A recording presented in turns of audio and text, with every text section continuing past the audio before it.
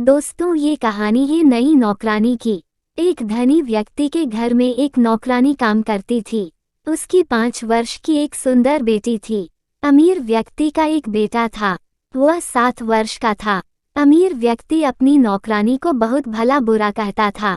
उसकी बेटी को वह हर समय डांटता रहता था। यदि वह कभी उसके बेटे के खिलौने छू भी ले तो वह बहुत चिल्लाता था। एक रात नौकरानी थककर सोई हुई थी। उसने एक सुंदर सपना देखा।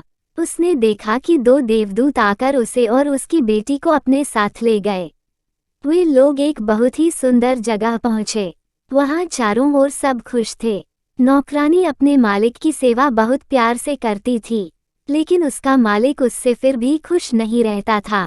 इसलिए देवताओं ने खुश होकर उसे अपने पास बुलाया था, जिससे कि वो उनके बच्चों की प्यार से देखभाल कर सके। नौकरानी बहुत खुश थी। तभी उसकी नींद खुल गई। उसने देखा कि वह सचमुच बादलों के ऊपर एक सुंदर दुनिया में पहुंच गई है। उसकी बेटी भी उसके साथ थी। नौकरानी 3 दिनों तक वहां रही। 3 दिन तक उसने देवताओं की सेवा की और उनके बच्चों की देखभाल की। समय कैसे बीत गया उसे पता ही नहीं चला। 3 दिन बाद उसे वापस उसके अमीर मालिक के यहाँ पहुंचा दिया गया। नौकरानी ने देखा कि उन 3 दिनों में वहां सब कुछ बदल गया था। उसके मालिक बूढ़े हो गए थे और मालिक का छोटा सा बेटा बड़ा हो गया था। नौकरानी ने अपनी बेटी को ध्यान से देखा। वह भी बड़ी हो गई थी। तभी उसकी निगाह सामने लगे हुए दर्पण पर पड़ी। उसने देखा कि वह भी बूढ़ी हो गई थी। असल में देवताओं के साथ बीता हुआ हर दिन धरती पर बीते हुए 5 वर्षों के बराबर था।